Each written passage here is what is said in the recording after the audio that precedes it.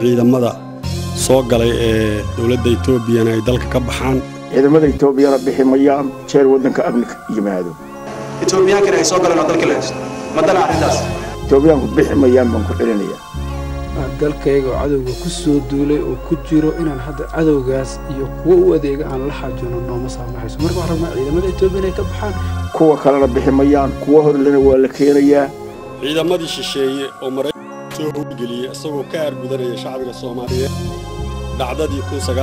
1993 soddon iyo dheeraad Ameerikaan oo magaalada Muqdisho iyo hareeraheeda ka buuxa muqulada adiga dad yar oo Soomaali oo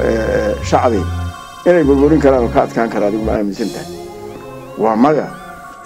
lana keeno ciidamo qaramada midoobay ka socda oo ummadda Soomaaliyeed ay diidayn anaga hadda waxaan u aragnaa UN-ku hay'adaas inay tahay hay'ad mu'aamaraad u samaysan oo ummadaha in la baabi'iyo ka shaqeynaysa dhibaatooyin aan la koobi karin oo dadweynaha rayidka ee Soomaaliyeed loo geystay tiiba intiisa taagta daran sida carruurta haweenka duqeyda gabadhooda ku ganaalkooda ku gabanayaan haweenay carruur iska soo hormarinaya oo marka inta gaashaan ka soo dhigta ula soo galaya meeshii ay ku duulayeen dawladda yaa ka mas'uul marka dadka halka ku dhinta dagaal lagulama jiro arintu dagaal kula jidma difaac hadeer iyaga bilaaba dagaalka iyaga wada ma aha dawladdu inay wado anaga waxaan goosanay cadawgaas inaan la dirno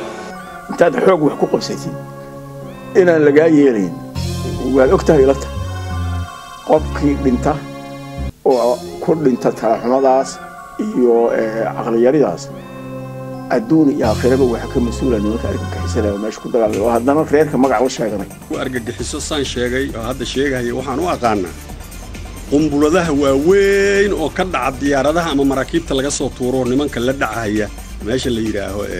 jubada hoose ragga la dhacaya dhoobley oo carruurta iyo xoolaha looda iyo ariga iyo ilmaha iyo naagaha ku leeynayo